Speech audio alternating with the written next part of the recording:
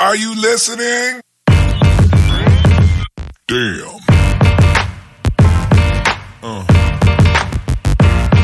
Yeah.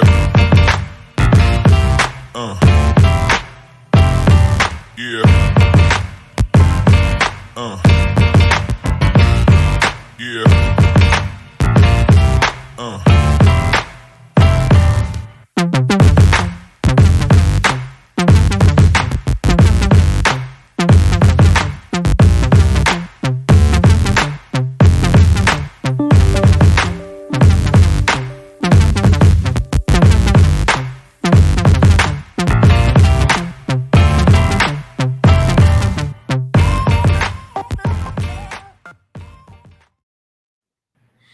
Hello, ladies and gentlemen, boys and girls. How is everybody doing? How are you doing? How are you doing? How are you doing? And how are you doing? Yes, you right there in the front wearing the Where's Waldo hat. I don't know why you wore that, but now I'm on you. I'm on like DC Young Fly say, I'm on your ass. Anyway, we welcome to episode 33 of season 2 of This Weekend UGA Football DAWGSGORGIA.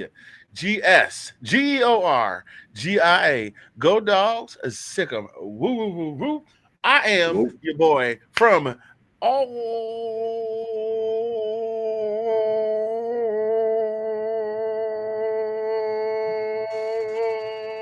the way in Oklahoma City at Zagnif Central. Mr. Fingaz, that's almost like last call back in the day. Remember last call?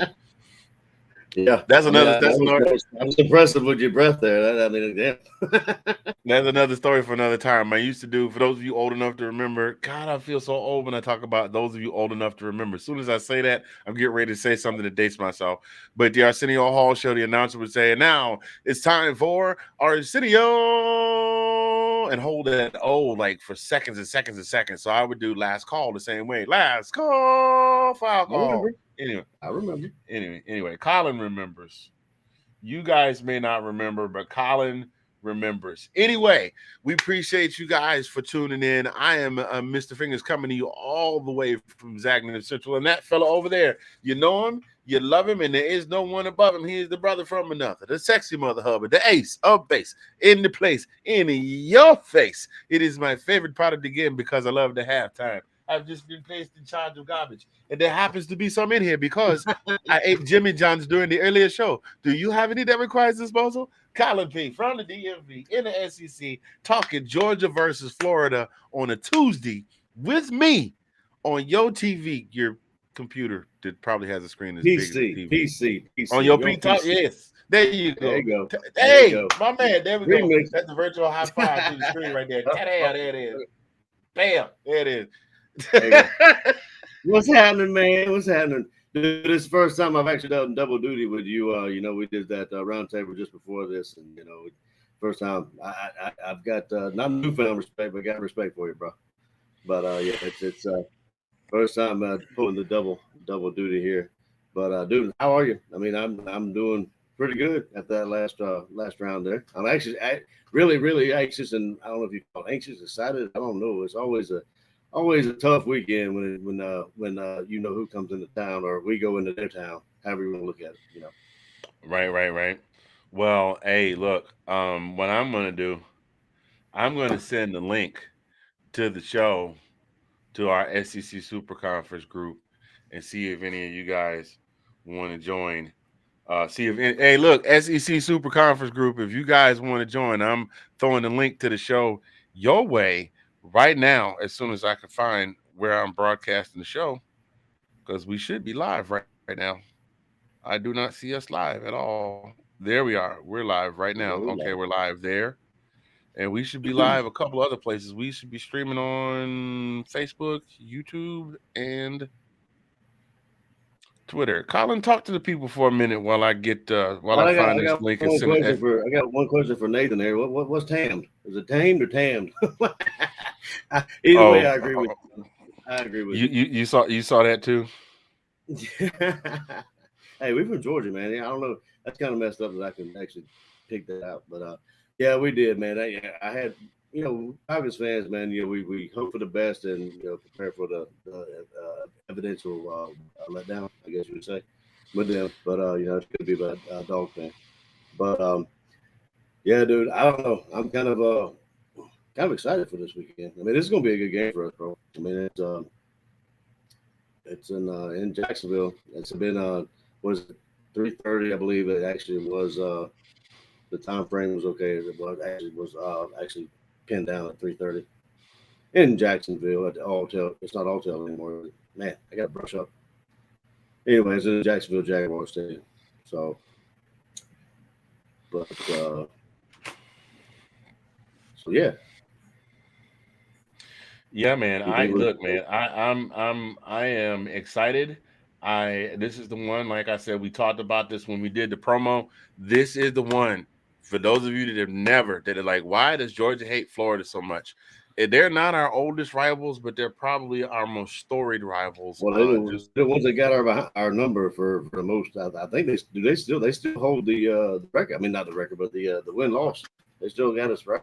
Are we close? Or and they still got us. No, my friend. I'm glad you asked that question because no matter which team you ask, we are currently leading the series. If you ask Florida, it's 53-44-2. If you ask us, it's 54-44-2 because there is some great debate as to when the first meeting was as to whether or Right. not it was October of 1904 or November of Yeah. 1915. So somewhere in there, a game was played.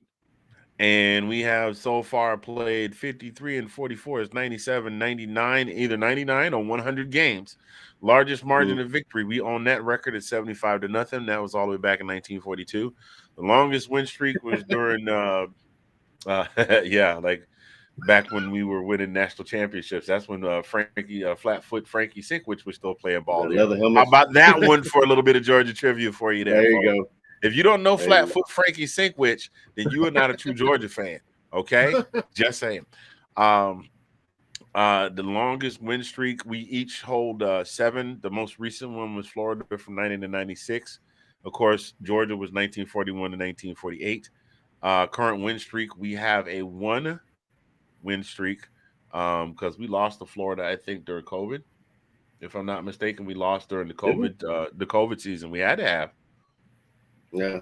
Oh, that's right. We Yeah, had to yeah. have 2 years. because if I we keep thinking, won, yeah, because we you're beat right. them the national championship year. We beat them in 2019. We beat them in 2018, 2019. They won in 2020, and then we won last year. And we needed to. Yeah, We needed that the win. ball coach had our number every time we played them. So I mean, I don't think we did lose to old ball coach there. I think Spurrier had us every time we played them. I think, if I'm not mistaken, I don't know if we got them one time or not, but I don't think so. If we did one, Yeah, well, you know what? It happens, and oh yeah, as much as we would like to agonize about it, the only thing that we can do is just pick up and keep moving. But ladies and gentlemen, we're stoked this year, and the reason that we're especially stoked this year is because of the wonderful things that Kirby Smart does. No, I kid. A little Wizard of Oz jab there for you, but because we are the currently the reigning national champions, and so far have managed to remain undefeated through the 2022 season. There are yeah, only we have 5 games remaining on the schedule, counting this one. So we have Florida, then we have Tennessee, then Kentucky, then Mississippi State, and then Georgia Tech to yeah, close the season out. So if we can yeah, get through, if we can get through the next 3, that's not to write off Mississippi State, but if we can at least get through the next 3, then then that means we will have at least clinched the East yeah, and guaranteed ourselves a berth in the conference championship. And then, of course, if we hit the next 2 and we went out, then we're definitely going to the conference championship. And on top of that, finishing out the season on top at number 1, more than likely. mhm, 1, maybe 2 if we don't win impressively. And pretty much if we win the conference, we can kind of punch our ticket to the playoffs. So at this point, yeah. everything's got to tighten up and fly right. So that's where we are right now. But Well, that's why I that's another digress. reason. That's another reason this is a good game because I mean, honestly, you and I actually both I tend to agree that this may be has all of the makings of the trap game. You know what I'm saying? It's just we will see. You know, I mean, it just depending on what we do against Florida, you know, and then the following games, like you just said. So next game up, basically, you know, just to take one game at a time. Okay. Well, here's an interesting piece of a trivia for you regarding the University of Florida and Georgia, the universities of Florida and Georgia, respectively, and the game. Um, Georgia played a team called the University of Florida in 1904, and they won that game 52-0. But that's the reason that the Gators do not consider that to be a victory as part of the rivalry is because that was there were four institutions that existed before the current University of Florida as we know it was founded. Okay. Okay. So there were four predecessor institutions. There was a school known as the Florida Agricultural College. And that was who we beat. Their football team, the football team of the Florida Agricultural College. So basically, the old school Florida A&M or something to that nature. Something along those lines. Yeah. Gosh, you know what? That's a good piece of that might be. Well, you know what? I don't know because that's Florida A&M's a HBCU, so that's hard to put a pin on that. But that's where we are. But when the school founded when they built up the new school in Gainesville, they fielded their first team in 1906, and then we did not play until 1915. So that's where that one game discrepancy comes from. Oh, okay. All right. So according to Georgia, it counts because it was a school named University of Florida. According to Florida, it doesn't count because that's not the chartered school. That wasn't the school with the actual charter and everything. We weren't even known as the Gators then. So anyway, as a matter of fact, here's another little piece of trivia for you here. Georgia dominated the rivalry very early. They didn't score a single point until the fifth or sixth time they got together. So Georgia shut out Florida the first 5-6 times they played. At least the first 5 times they played. Man. Which makes me very happy. Because you know how I feel about them. You know how I feel about them Gators. You know, Skip, you know how I feel about them Gators. I was sitting on the show earlier as a fella. He kind of sounded like me. He didn't look nothing like me, but he sounded a little bit like me. He did a pretty good impersonation. If I ever need somebody doing impersonation, Skip, he's gonna be the first person I call. But I gotta teach him how to work the griddles in the deep fries at Club Shay Shay in the kitchen too. Because if you're gonna be Shay Shay, you gotta know how to cook hot ales to hand out to your competition when they lose. So you know what? We gonna get on the phone. We gonna call Mr. I Want the Smoke. We gonna have him come on. We gonna have him come on, and we gonna have a little cook off like Gordon Ramsay there, Skip. That's how we gonna do it. We did do a little something 4-2 something, you know. Yeah, I've got to say that he did a pretty good job, bro. He nailed that. He nailed that. So let's get into this. Oh, we got people jumping in the chat. Hey, whoever you are there talking, that was Nate that said something to us earlier. That's still Nate. I was out of the chat. I didn't have the chat up and running, so I didn't know if still Nate. But yes, Nate, we are, to answer your earlier question, we are doing okay. We didn't expect big things out of the Falcons this year, so the fact that they're existing and playing and competing and actually competing is definitely, it's worth actually having a winning record right now is actually good enough for me, man. Right now, we realistically are the best team in the division. So there's not a whole lot we can say about almost said in the conference. That's just silly. That's just silly because our birds don't look nothing like their birds. Our colors are different. Anyway, moving on. Georgia, Florida weekend here. This weekend, UGA football. So you've been to a cocktail party before, yeah, you said? Yeah, I've been to a couple of them. I mean, this is when I was in high school. I mean, it's been a long, long time since I've been. Have I been to one since it was Alltel? I think I've been to one since it was Alltel. It was a good piece of history that Delilah did on our last podcast there. She said that the Carolina Panthers were, I guess they were 93, I guess they came out. I don't know when the Jaguars came out, but in the early 90s. It was the early 90s, or the Jaguars were the first one, right? They were before I think Jacksonville and Carolina kind of those were the two close, right? teams. Yeah, I think they were. Yeah. So it was the Gator Bowl. It's always been the Gator Bowl, and then they changed it. They actually tore it down and rebuilt it as the Alltel Stadium when the Jaguars came around. So I think I actually went to one Georgia Florida game when it was Alltel. But yeah, no, the old school, the Gator Bowl was. I mean, goodness gracious, what can we say? I mean, you already said it before, and we said 2 years ago on our first actual podcast, I guess it was crazy.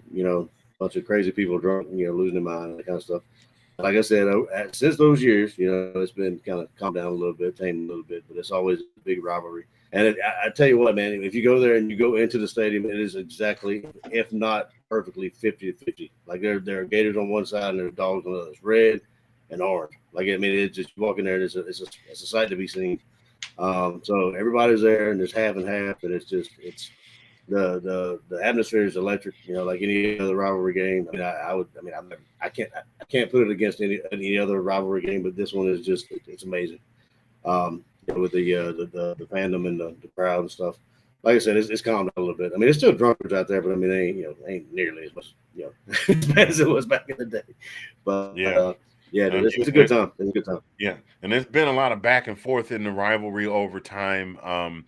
We know that Florida managed to catch up and even the series out some, and then Vince Dooley came back and took the lead, and then Steve Spurrier came back and had a ridiculous run. Ask me again why I don't like Steve Spurrier. He went 11-1 against the Dogs, and that was from 1990 through to about 2001. Now, of course, we all know Steve Spurrier also was a Heisman winner for Florida, so he had ties as well. But do you remember, not to cut you off, but I mean, what year was it that we actually, it was Mark Richt era. It's during the Mark Richt era. But when we rushed the field after the first touchdown, I guess it was Noshawn Marino. I believe it was. I just watched that. I just watched that clip. Wasn't it Noshawn? It was Noshawn, right? Yeah, it was Noshawn, and I want to say that it was in. I want to say it was in Mark Richt's first year, second year. No, Urban Meyer was still coaching at Florida, so. Yeah, it was definitely Urban. When did Tebow? I think it might have been the year before or after he left. I think. Do you think? I don't think he was there then. We won that game. We actually won that game.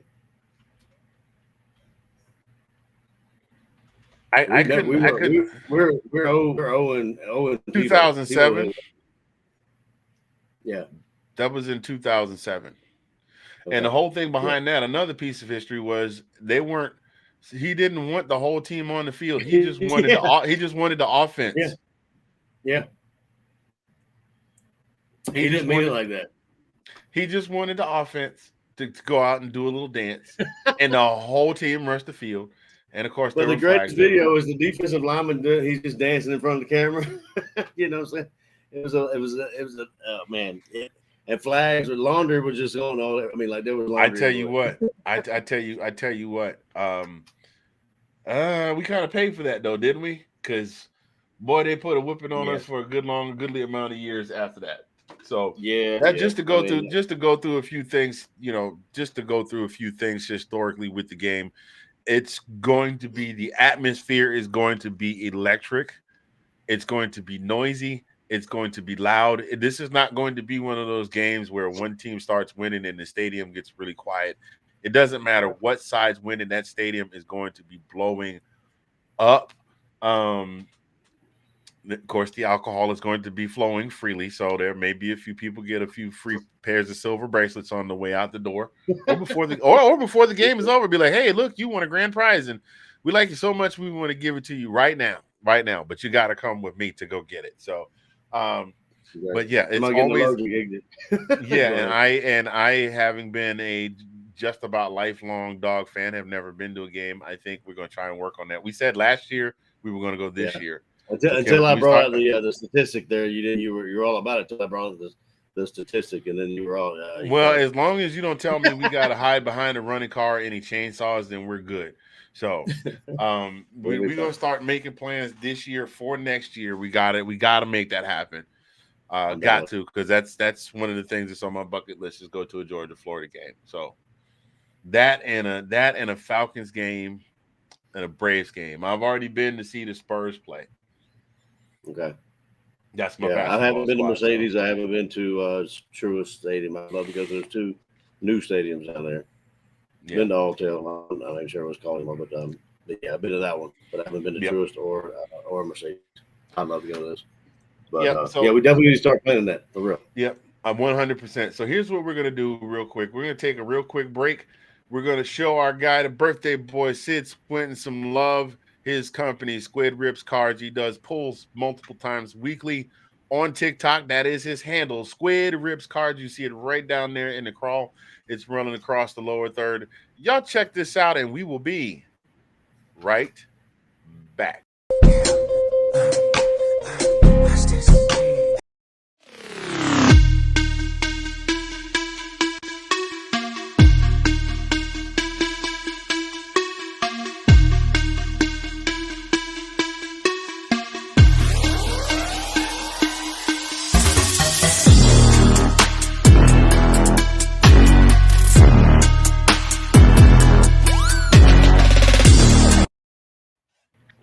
Once again, ladies and gentlemen, that's our guy, Sid Swinton. Get at him. Squid Ribs Cards. Football cards, you need them. He's got them. Go get them. All right. We are here. Welcome to this week's edition of This Week in UGA Football. I am Mr. Fingers.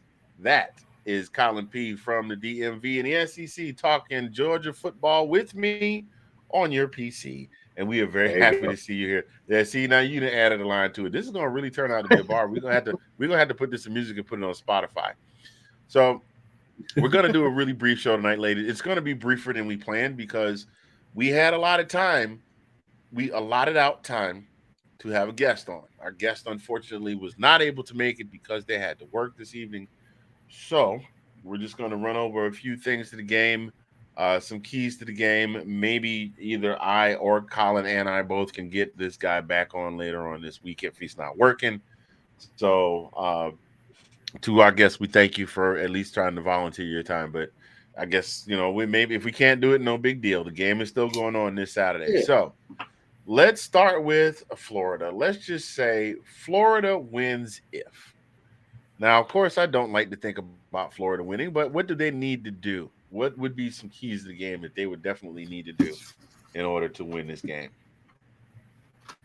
I mean, we both talked about this earlier, but Anthony Richardson, I mean, he needs to he would have to be more, I guess, cut down on his turnover. I mean, he's got like 7 interceptions, this year. He's got more interceptions than he has touchdowns. He's got 6 touchdowns. So, I mean, like, he's going to have to hit his targets and kind of cut down on those the turnover. But it's kind of going to be hard because our defense is I mean, it's not a defensive year ago, but it's actually pretty close, and our DBs are actually pretty good. And I mean, from the last couple of games, we're going to just throw out, not even look at Missouri, not even look at Kent State, that kind of stuff like that. We just look at the last 2 games. Yeah, I mean that if he's good, and then if they're pardon me, their running back, what is his name? Hang on, Be prepared. Johnson, he's got 422 yards, 25 yards and 7 touchdowns. If we can contain him, he's got 59 carries there on that 425 yards. If we can contain him, which our defensive line, we gotta make sure that we contain the running game and put pressure on Richardson, and I think we'll be fine. They win if we were there to expose our secondary, and honestly, if the running game can get through and make hold in our defensive line. That's what I see. What do you think?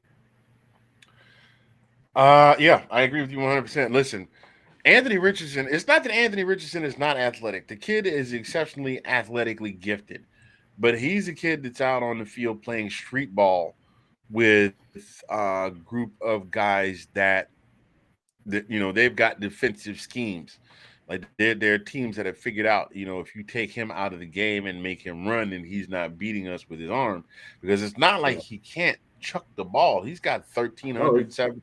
He's thrown for almost 1,400 yards at the just past the halfway mark of the season, and that's with the record that they have. What are they? 3-3 right now? 3-3, 3-4.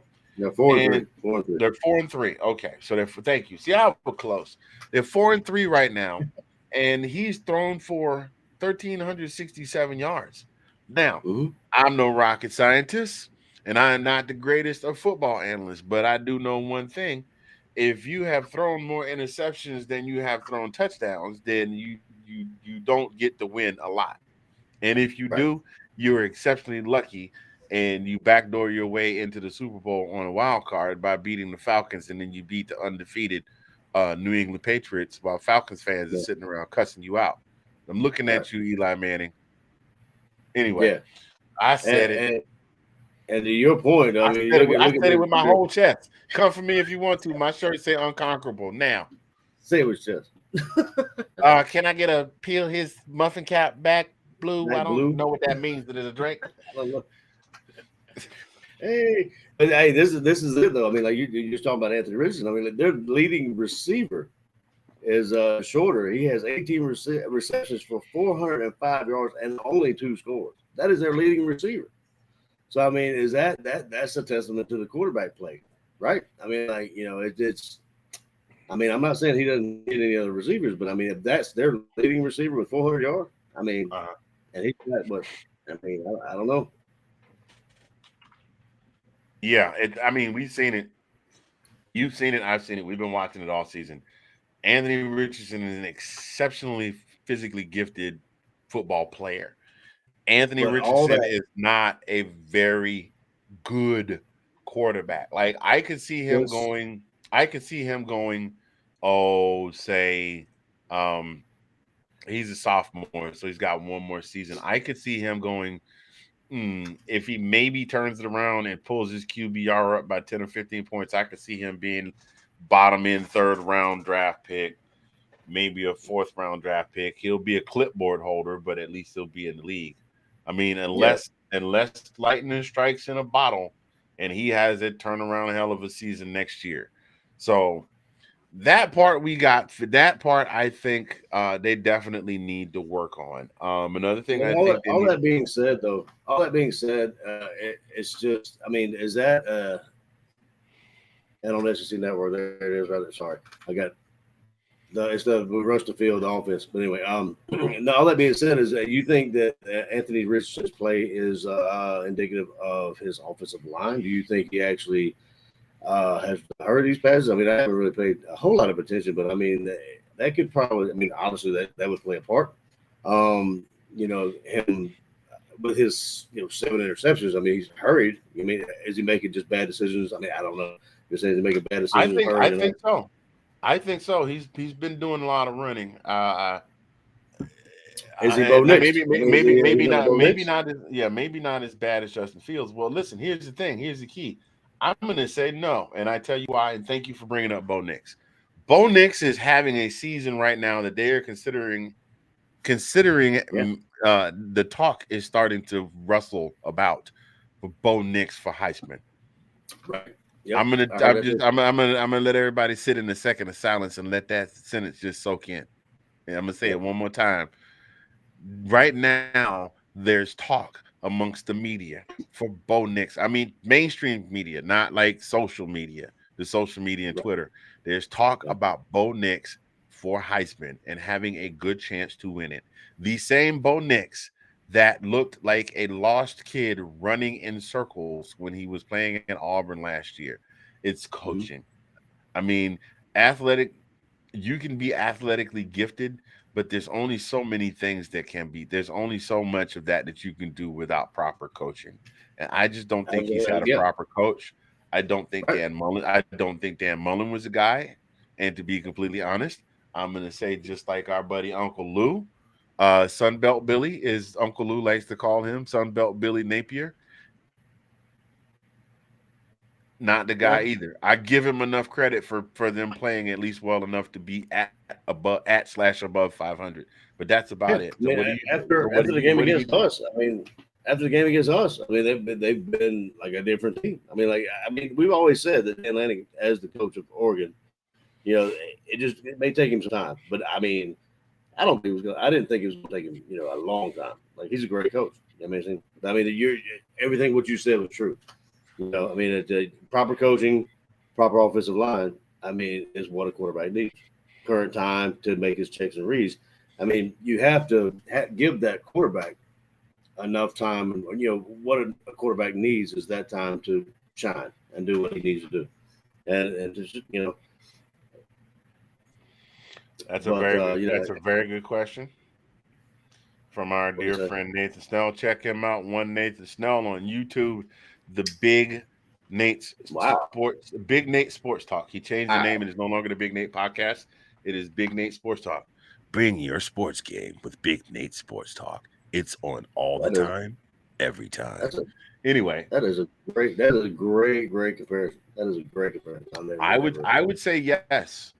I Yeah. would say yes. Although I would say yes. And you think about guys that came up through high school and high school ball, you know, kids are still kind of learning how to play football. There's 22 physically gifted kids out on the field, just giving it 100%.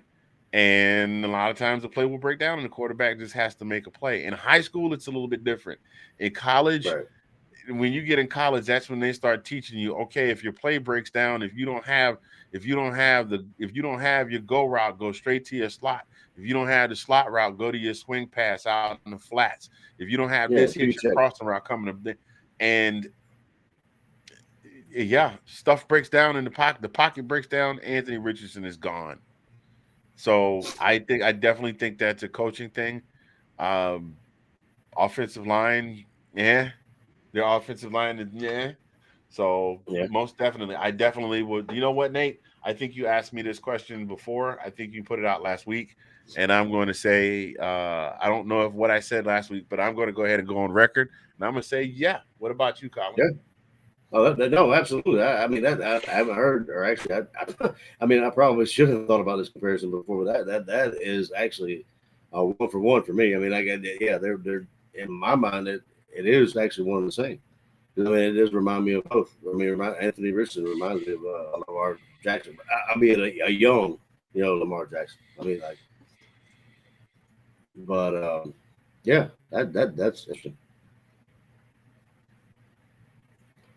But then again, I mean, talking about Florida wins if. I mean, we can go ahead and talk about the line here. I mean, the Georgia getting 22 and a half seems a little bit high for me. I don't know about you, but Based on how we're playing this year, yes. yeah, However, that's what I mean. however, it's Florida, and we don't know what's going to happen. Well, that's true. It's this particular version of Florida, and we don't know what's going to happen. There's going to be questions. That is a So rivalry, and yeah, we never know what's going to happen with that. So yeah, no, that's true. no, we don't. There've been years when we showed up. There've been years when I'm like, man, we're gonna lose this game. I'm sitting down thinking that we're gonna get it handed to us, and we wind up winning. Now I know I will say honestly that I saw sorry, Coach Rick, that we saw a lot more of it during the Mark Rick years than during the Kirby Yeah, Smart years. But there was some yeah, years like that year, yeah, 2007. That was like, man, Urban Meyer's, and then he was like, yeah, then all of a sudden it was like, what, we won? But that yeah. touchdown, the touchdown in the rush of the field was the thing that set it off. And I'm gonna get off of that before Nate tells me to let that die again. So we're gonna move on we're gonna move on to the next question. So Georgia wins if, and I mean, I'm gonna start with you. you're gonna start with me. All right. I can kind of go kind of what I was saying about Florida. I mean, kind of all centers around Stetson, right? All right. So what Stetson are we gonna get, right? I mean, and I didn't think I was gonna have to ask this question after the Oregon game and maybe what is it, the second team we played, and then we got Kent State, and then we got Missouri game, and you know that kind of stuff. That put question marks in my mind because he definitely looked polished. You know, at the start of the season, he's looked a little bit better, albeit it was against Vanderbilt. But if you look at the game, he was firing the ball. I mean, it was zipping it. There was some speed on those passes, and they were absolutely chest. They were in the chest there. I mean, there was a couple that were off the mark, but most of them, 99.9% of them were on the mark. So I would say, you know, Stetson, you know, if he can go back to the way we saw him earlier in the year, you know, throw it away. And when there's nothing there, you know, there's nothing there, throw it away. You know, don't try to force anything, don't do anything, you know, just and make your checks and that kind of stuff. And that all depends on obviously his protection from his offensive line. And, you know, main thing is we score points. We need to score points, and the defense actually needs to hold Florida to a minimal amount of rushing yards, and the DBs and all the secondary needs to do their job. And if we get a couple of picks, great. Turnovers, that's awesome. We need turnovers, and we need to basically 3 and outs is what we want. That's basically what I got. So if Stetson's on the game and the offensive line is giving him protection, and the DBs and the defensive line is doing their thing, and get to the quarterback, get to Anthony Richardson, that's what we need. I mean, I think that's actually the formula for any team to win. Okay. Well, I hear you there, my friend. I hear you. Picture Nate, to answer your question. I don't know why No. Nathan keeps answering this question.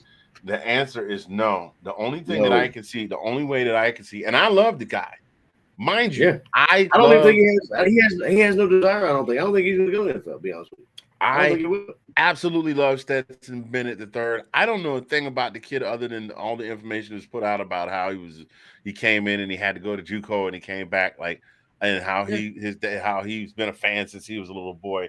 But I don't know anything about his personality, his personal wants, desires, and likes, what he aspires to be in life. But as a Georgia Bulldog, member of the Georgia Bulldogs football team, I absolutely love Stetson Bennett IV. I do. He last year rose to the ranks of he's up in my upper 10% now in my lifetime.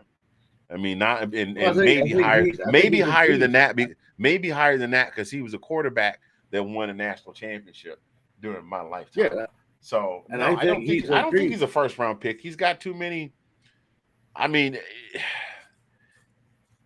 there's no telling. There have been a lot of guys that were overlooked in the draft that turned out to be diamonds in the rough. Brady. We talk about Brady all the time and how he was a 6th round pick. Shannon Sharp. Well, we're talking quarterbacks, not tight ends and wide receivers. A lot of people said Drew Brees was too little. Drew Brees has. Drew Brees has got at least a Super Bowl ring and was the quarterback of a very dominant franchise in the NFC South for a very long time. So I don't know. I can't speak to it, but I can tell you I don't think he's a first-round pick. I think if he gets in the NFL and has any measure of success, a good hearty go dogs to him. But I don't see him being a first round. It'll be because he was a 3rd rounder and somebody went down and he went out and he started lighting it up and somebody gives him a shot. Which is, think about it. That's generally how it happens. You get some guy that's a backup somewhere, and then you get a guy that's a backup somewhere, and they go, "Oh, he can ball." They trade him off. Yeah. Well, my opinion is I think he's already achieved his goals. As a kid, he's always going to be the quarterback for the Georgia Bulldogs, and he's done that. And he's won a national championship, being a quarterback and being an MVP of a national championship Georgia Bulldog team. So I think there was an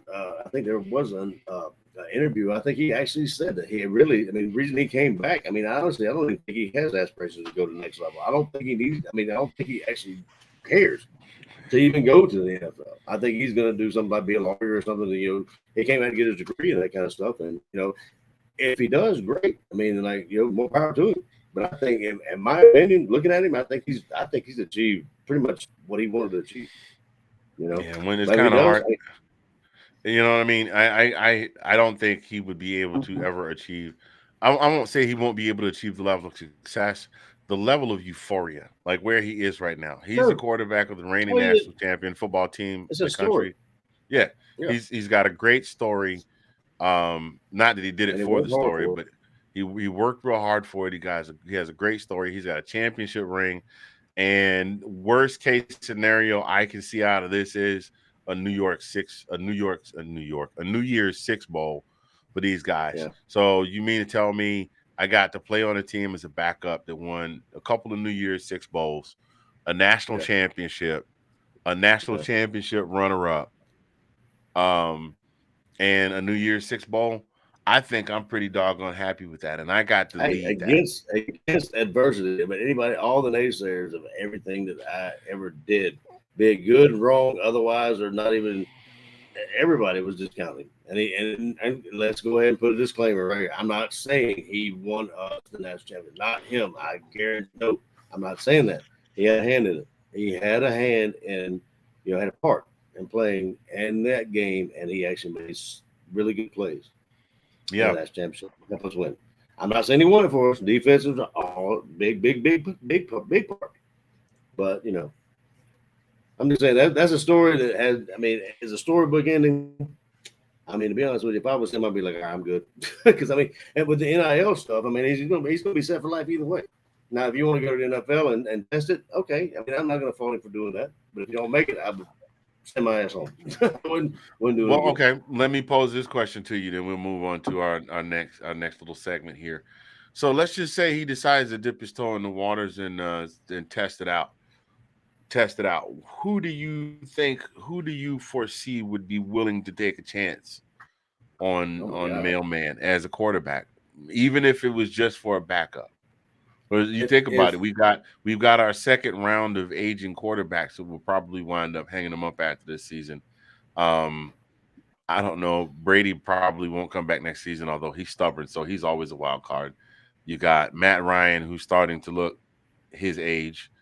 You got Russ Wilson, who I'm not writing him out yet, but he struggled a little bit, and he has been in the league for a little bit of time. He's making his way towards being an elder statesman. He's like right behind the elder statesman. Who else has been in the league for a while? Carson Wentz is still quarterbacking. Andy Dalton is still quarterbacking. So I see a lot of the old heads in another couple of years or so, they're going to be gone. So who would you foresee going? Yeah, we want to give the curly head kid from Georgia a chance. If you squint real hard and look at him out of one eye, he kind of looks like that kid Screech from Saved by the Bell. He does. I kind of wish he would shave that head and keep it there. But I don't know, because I mean, if you look at all the scouts or the scouting report or the Facebook or social media couch coaches, he's too short. Like, you can't see over the line, and all these guys that are too tall. He's another Flutie. I mean, if you ask me, I mean, it'd be another kind of a Flutie situation. I mean, we've had a few of those though. Yeah, well, that's true. But I mean, at the same point, look at Fromm. Like Fromm, they what was he playing? He played for the Jets. I don't know. I forget who he got drafted by, but he actually did get drafted, right? What was it? New York? Buffalo? No, he didn't get drafted. Was it New York? Yeah, he was the third stringer, fourth stringer, and then he wound up going in late in the season when somebody got hurt. Okay, and he got picked up as a backup by the. I want to say the Bills. I want to say the Bills. Somebody, he did get somebody. He went to the practice team, but then he got raised up to the team. He was a backup. But anyway, either way, it's just I don't know who would take a chance on. I mean, to answer your question, I honestly don't know. Like, who would you think that would take a chance on it? Like, I don't understand. Oh, he is in Washington. I'm sorry. He is in Washington. Yeah. No, Fromm was in Washington. Yeah. Fromm was in Washington. Yeah.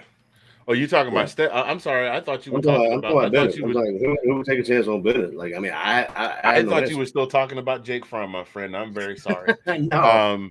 Who would take a chance on Stetson Bennett? I mean, you know what? I asked the question, so I guess it's only fair that I answer. I don't know. Pittsburgh looks to be satisfied with Kenny Pickett. We know that Bailey Zappi is more than likely going to wind up taking the mantle in New England. They'll probably let Mac Jones ride the pine and maybe trade him off, or maybe they'll keep him on. And Bill Belichick, he might keep him on. That was a surprise for me, man. That was a surprise. I mean, not a surprise, but oh my goodness. I don't know. I could potentially see and this one might be huge. I could potentially see the Raiders moving on from Derek Carr, because granted, there's more to what's going on with Oakland than just Derek Carr. I mean, Las Vegas than Derek Carr, but they might be in a market. They might be looking. Like, I mean, let's flip that. Then who would he be willing to go to? Would, like, if somebody would be reaching out to get him, I mean, would he be like, nah, I ain't going? Well, I mean, I think they may have put something in the bylaws since that infamous Eli Manning incident that kind of put the kibosh on that. So I don't know. Sense. I mean, but I don't know. I mean, like I said, I wouldn't see him being a high draft pick. Mm-hmm. I would see him, like I said, late third, early fourth, because the quarterback class is going to be a little heavy this year. Mm-hmm. Absolutely. I mean, didn't C.J. Stroud and all those guys are graduating, like they're in their junior year this year, or Stroud in his sophomore year? Stroud was a true freshman last year. Oh wow! Um, I need to do some research. oh God, Bryce. I almost wanted to call him Jalen Hurts. Bryce is in his sophomore year, and I think he's a true sophomore. So those guys both have one more season before they come out. But you got some Yeah. other guys that are coming out this year. You know, you got Stetson coming out this year. You got JT Daniels coming out this year. You got Well, I'm not sure. I think the kid from Michigan is coming out this year. I'd have to double check that one. But the quarterback, yeah. There's more coming. The next couple of quarterback drafts are going to be a little bit silly. So that's where we are with that. So let's move on to our next segment real quick. But before we do, we want to take a little pause for the cause. Thank you all for tuning in to episode 33, season 2 of This Week in UGA Football. I am Mr. Fingers. That is Collin P from the DMV, talking SEC football, UGA football on the internet with me coming through your PC on a Hey. Tuesday for thee. Oh my Now, goodness. Oh my so goodness. anyway, you guys hang tight. We will be right back. The Let's Talk Football family of shows. And here is where you can catch them all like Pokemon.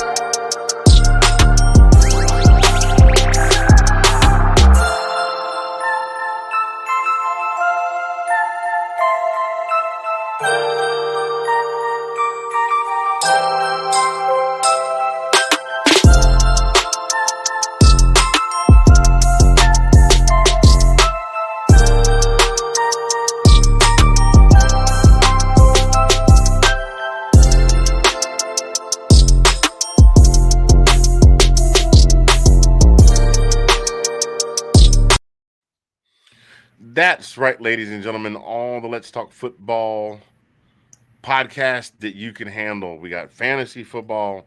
We got fantasy football. We got all season football. We got regular football. We've got the mixed bag of nuts. I call us me and Nick and Delilah the mixed bag of nuts from the Let's Talk Football Good name. Roundtable on Tuesdays. You got individual team shows in Washington Football Weekly. You've got diversity shows in the women's show on Thursday. You've got college football on Saturday. You got UGA football on Monday. Or this particular case, a Tuesday. And by the way, thank you guys so much for tuning in. Please make sure you like and share and subscribe and letting your friends know that we are here. We are here. We are here this week in UGA football. So that brings us to our next segment. We got a couple more here, and then we're going to let you go for the evening. As we know, we are in week 8, and I do believe there are 14 weeks in the season. Everybody's kind of pushing out their bye weeks right now. A lot of teams are off last week. There'll be some more off this coming weekend. A couple of big games tonight I'm going on. One of which being the outdoor cocktail party that we're talking about now. But at the end of the day, the goal is for everybody is to get to the conference championship, because the conference championship and winning that with a good record combined with a good record generally means that you will get a ticket to the big dance, the college football playoff. So, how you feeling right now with how things are looking with this? I mean, that was a big shakeup with Tennessee and Alabama, but then there have been some other factors that have come into place since then. So how you feeling? How do you think it's looking? Yeah, I still stand by us winning out. I do. I still feel like we're gonna win out. We're gonna be undefeated. And that's obviously indicative to how we play Florida. But Tennessee. Hendon Hooker. You can't say nothing about that kid and the Hyatt. I'm still trying to figure that out. boy is a beast. I'm trying to figure out how in the world he had 6 receptions against Alabama and 5 of those for touchdown. And I'm asking the question to myself, is like, how in the world do you let him, the DBs or your secondary, let him get behind you guys and get, I don't get it. And it was just a 1-2 tandem that it was working, and they just kept with it. And that's how things work. I mean, if it ain't broke, don't fix it. And I mean, you can't say enough about him. And I am concerned. I'm not gonna say I'm not concerned about playing Tennessee, about hitting Hooker and Hyatt. But I think if we keep playing like we're playing, I think we'll be fine. But Kentucky, I think I'm not even sure about Kentucky. Again, it's SEC, so anything can happen, right? Any given Saturday. But Kentucky's a shell of what I think we thought they were going to be at the beginning of the year. But I mean, I think we still got a shot, a good shot, actually. What is your what is your expectation? Do you think there will be three SEC teams in the college football playoff? I don't. I'm going to put this one to bed. I mean, it's talked about, right? Yeah, it's been talked about because they're saying that 3 teams could go. Georgia's still undefeated. Tennessee's still undefeated. Tennessee is still undefeated. And right now, yeah, Bama's gonna get in there some kind of way. Bama got to the national championship one year and didn't even win the conference. Auburn got left out. Georgia beat Auburn. Auburn got left out, and Alabama leapfrogged them and wound up getting in the college football playoff. And we all know how that ended that year. But I'm going to put that one to bed because as much as everybody, SEC is the huge draw. I mean, they were talking about the numbers in terms of viewership this year. And I think it was 6 out of the top 10 most watched games so far this season were all SEC games.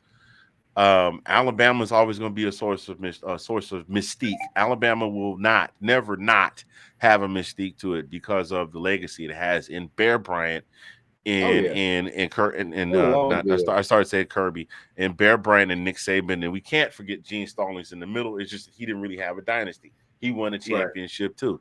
So you got three coaches that in our lifetime, mine and yours, have won 3 coaches. Name me one other school anywhere that has done that in our lifetime. Exactly. Can't. Any other school. I mean, you might. Maybe if we look real hard, because I didn't really follow all of college football back then. It was just Georgia. Because when we were little, for those of you that think that we're old, here's something that's going to really make you think we were old. When we were little, we had 3 channels to watch on TV, and it was only 2 of them that showed. It was only 2 of them that showed football on Saturdays, and it wasn't all the games. You had VHF and you had UHF. So UHF, you had to get that little knob, not the big knob, little knob. Oh man, don't really make their heads explode. Come on, man, stop playing. VHF and UHF, what is that? There were certain channels that did not come in. I think it was 1 through 4 or 0 through 4 that you had to switch your knob over to UHF. And that was a different frequency altogether. Those channels came in on a different frequency than 4 through 13. Yes, and there were only 13. You don't have there were only 13 channels. There were only 13 channels on the TV knob, and until they came out with the thing with the keypad, and even then, you couldn't get the bigger channels until you got cable. Right, exactly. If you live out in the woods, you didn't get cable. Unless you had that big satellite that looked like you were trying to speak to NASA. Exactly. So anyway, we know let me interrupt you for 1 second though. I mean, like as far as like Tennessee goes, right? That was a huge win, and no doubt about it. It was a huge win against Alabama. Now, is it worth them being touted as like the team to beat right now? I mean, in your opinion, do you think they the way they're playing right now, the way that they're playing right now? Yes. Yeah. I mean, 100%. That's with us still being undefeated and being still being undefeated, still having an undefeated regular season record dating back to last season. Yeah. Okay. Right. The start of last season, being the national champions coming into this season, not having lost a single game. Yes. Right now, I'll say that as a Georgia fan, I'll give Tennessee their props.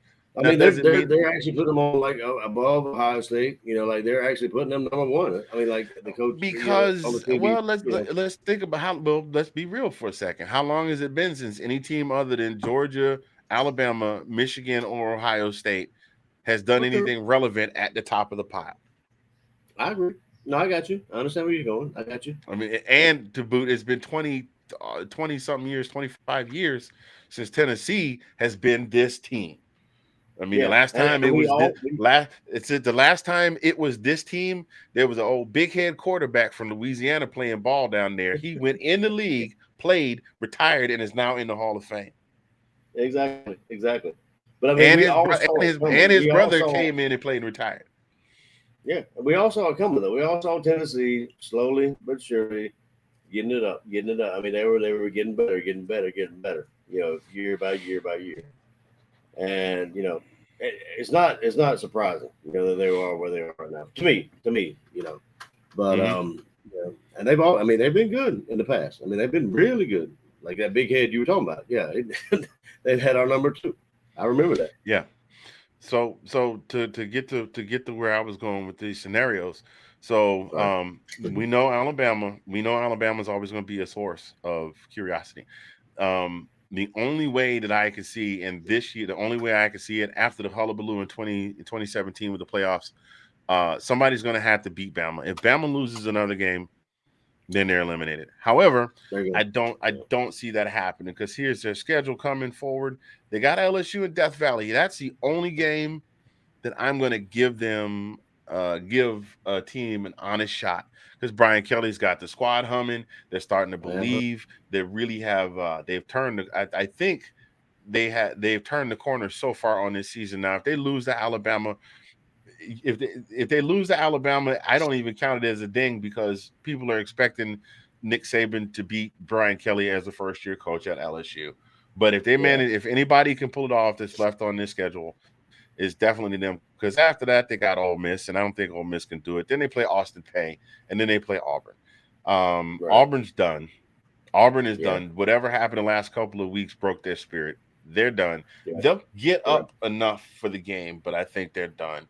Austin Peay, not even going to happen. Ole Miss, don't see it. So, but one of those 4 teams is going to have to beat them to knock them off. Then you got Ole Miss, who lost to LSU and left the back door open.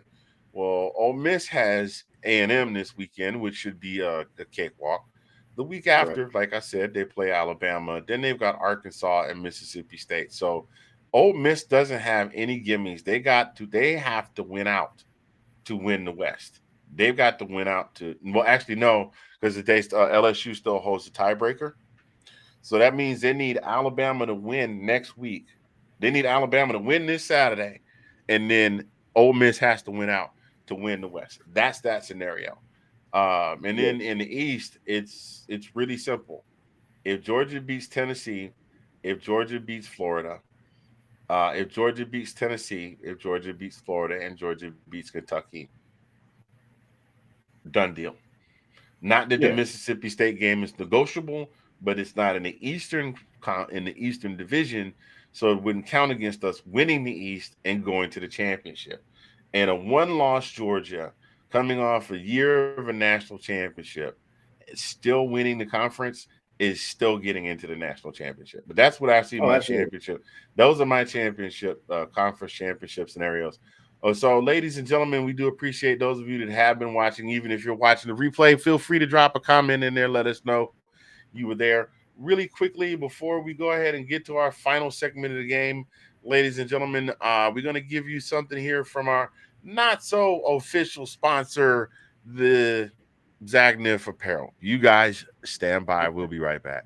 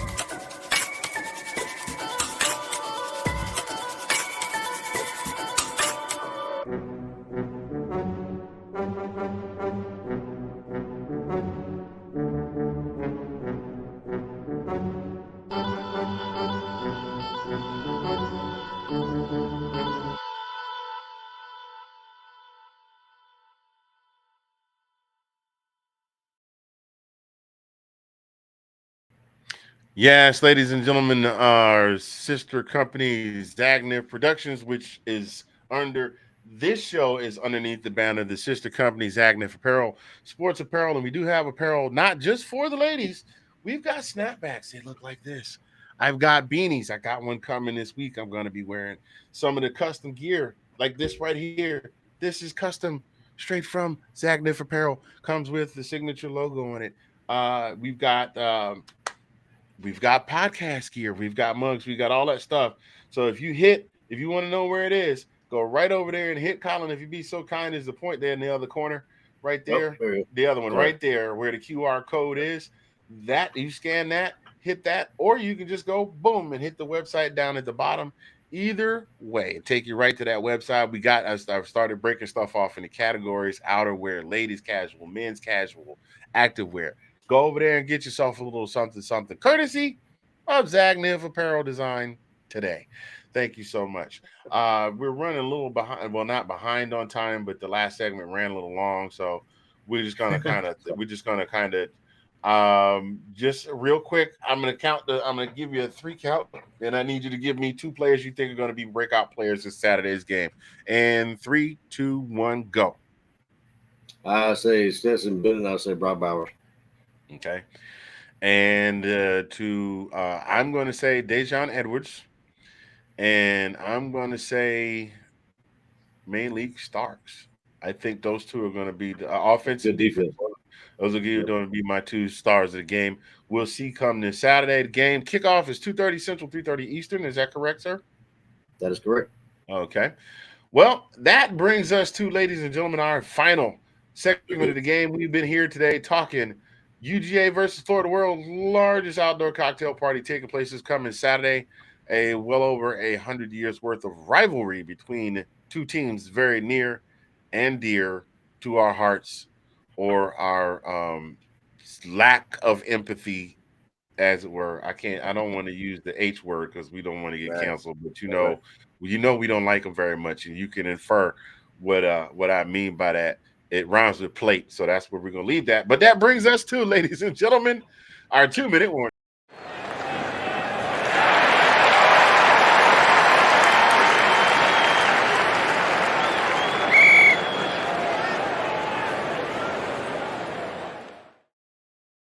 Yes, indeed, ladies and gentlemen, the 2-minute warning. That is the final segment of the show where we just give you a little something to take with you on your way out the door, like a little bitty to-go bag, like a doggy bag when you go to your grandmother's house. It's like, baby, take this, and you pick it up, and it's real heavy, and she's taking one of those cookie tins, or one of those, I can't believe it's not butter tins, and she's filled it up with like 2 sandwiches and 18 slices of bacon and some potatoes with gravy. Like she'll put a whole Thanksgiving meal in there for you.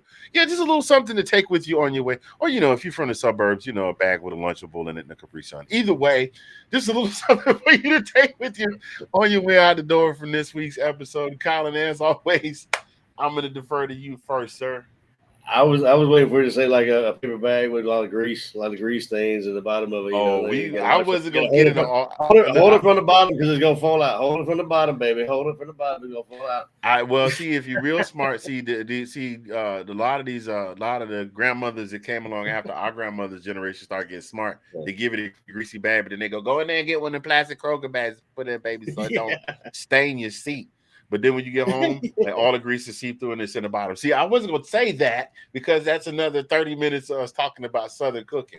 So I'm going to defer to you with your 2 minutes. We'll learn. One of these days we'll learn, man. All right. So, so let me get this quick. No, I mean, so this, I guess this is weekend. I guess it's Halloween, whatever.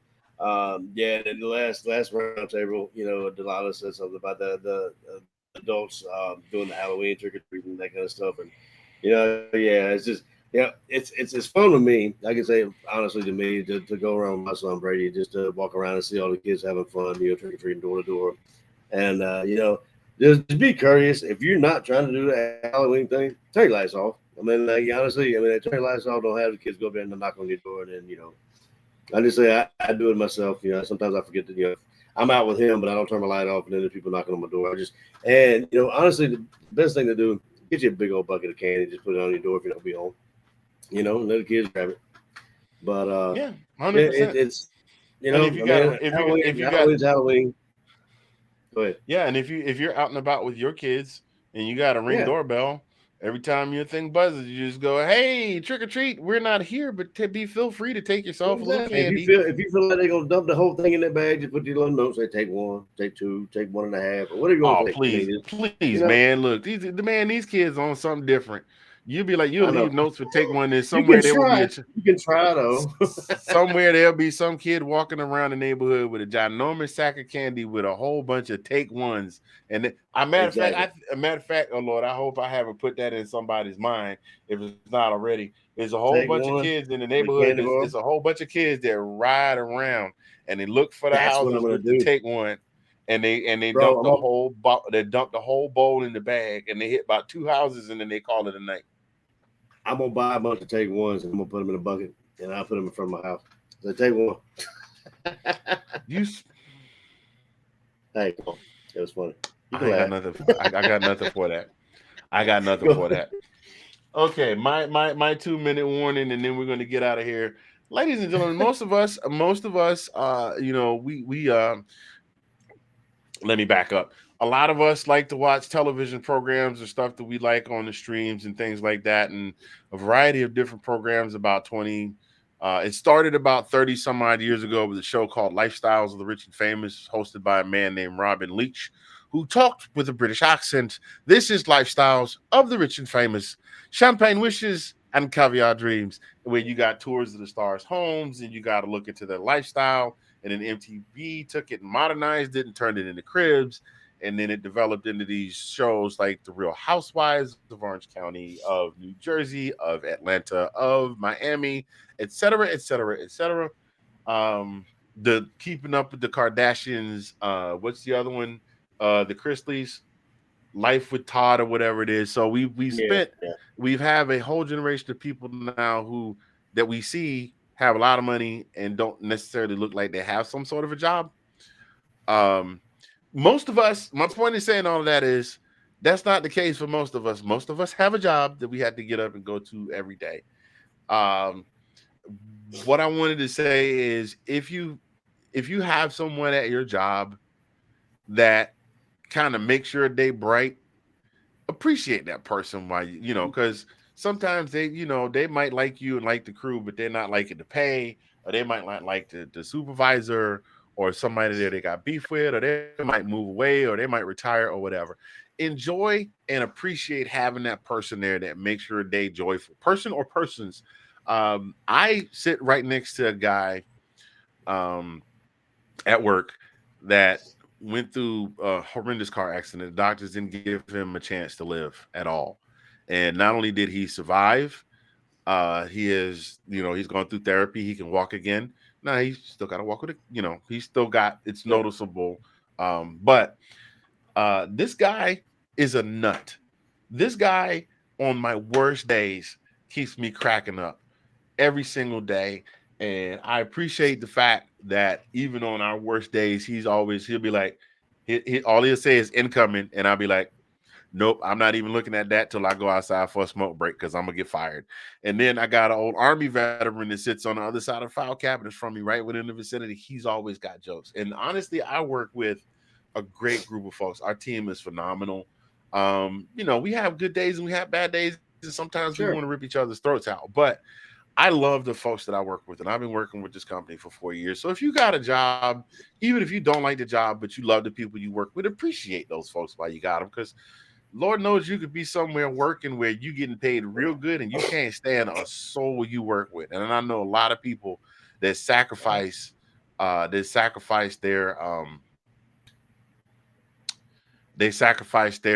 just their sense of peace for the money.